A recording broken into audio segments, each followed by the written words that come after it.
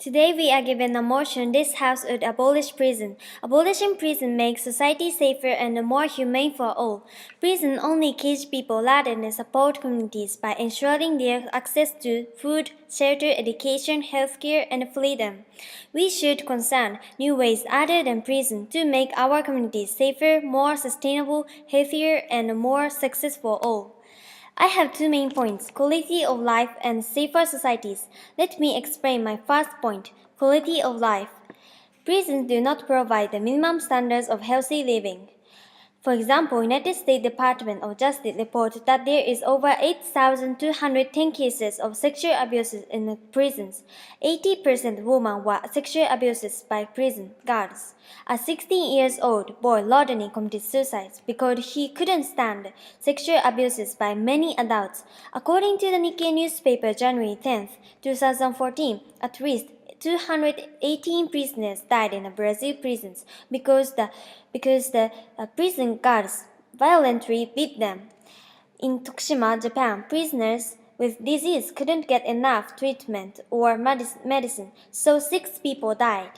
These are just a sample of the cases when a prisoner's human rights are violated. According to the Universal Declaration of Human Rights, Article 25, everyone has the right to standard of living adequate for the health and the well-being of himself, including food, clothing, housing, and medical care and necessary social services, and the right to security in the event of sickness, disability, old age, or other lack of livelihood in the circumstances beyond his control.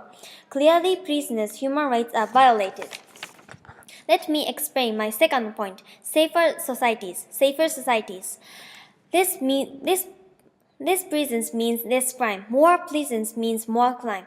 Let's compare the example of United States and Finland. According to the Andrew Davis professor at the University of California at Santa Cruz, the tough on crime policy of the 1980s in the United States did not produce safer communities or drop in crime rates. It just created more prisons. The war on the drugs created more crimes and filled prisons with drug addicts and non-violent offenders. According to the critical resistance, only about 1% of the 2.5 million people in the U.S. prisons are not there for violent offenses like murder, rape, and pedophilia. Communities with high incarceration rates are less stable and less safe. Families are broken up. Communities rely on the state's intervene in disputes that could be resolved by the people themselves. In the U.S., prison is the violent place that often makes non-violent inmates become more violent. This violent institute only brings about more violence, domestic violence, child abuse, adult beyond that walls of the prison.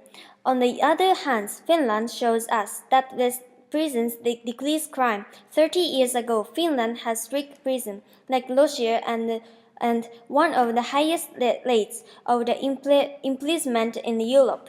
They changed the prison system. Over the last 2 decades, more than 40,000 Finns had been spared prison. $20 million it cost have been saved.